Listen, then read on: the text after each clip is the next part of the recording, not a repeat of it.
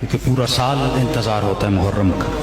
یقیناً 10 مجلسیں انف نہیں ہوتی انسان کے وجود کو بدلنے کے لیے، لیکن یہ غذائے روحانی ہے، یہ بھی غذا ہے.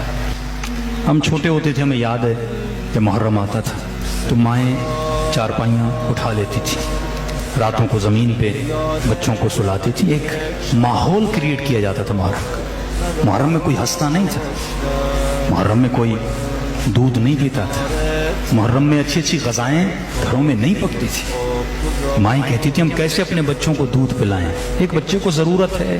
ڈاکٹر نے بولا وہ ایک الگ بحث ہے، میں حرام اور مستحب کی بات نہیں کر رہا، تقدس کی بات نہیں کر رہا. پھر جب کربلا میں رباب کے بچے نے دودھ نہیں پیا،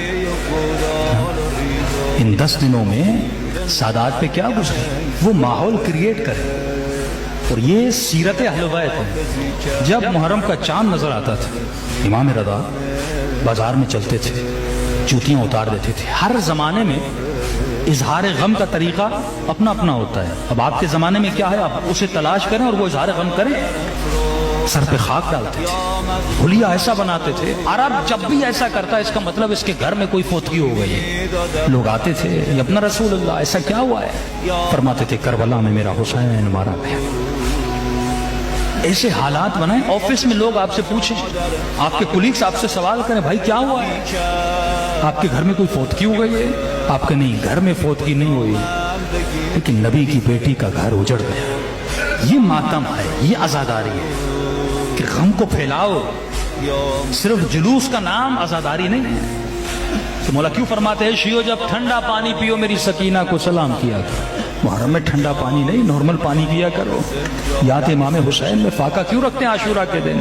ایسی حالت بناؤ کہ ہر کسی کو فیل ہو کہ محرم آ چکا ہے.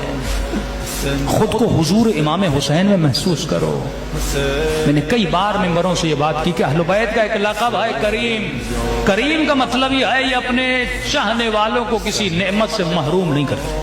اللہ کریم ہے، مطلب اگر کوئی نعمت آپ کو ملنی ہے خدا دیتا ہے. خدا کبھی بھی راستے میں روڑے نہیں ڈالتا، کبھی بھی راستے میں رکاوٹیں نہیں ڈالتا. بندہ چاہے خدا اسے عطا کرتا ہے. پورے مجمع اگر چاہے امام زمانہ کی زیارت تو مولا کبھی بھی آپ کو محروم نہیں کرے، کیونکہ وہ کریم ہے، وہ نعمت سے محروم نہیں کرتے. جس طرح شیطان گنہگاروں کو گناہ سے محروم نہیں کرتا، اللہ نعمت سے محروم نہیں کرتا. وہ خیر اس کے وجود سے خیر صادر ہوتا ہے، وہ خیر کل ہے. جمال وقلبك صافي وابن حلال.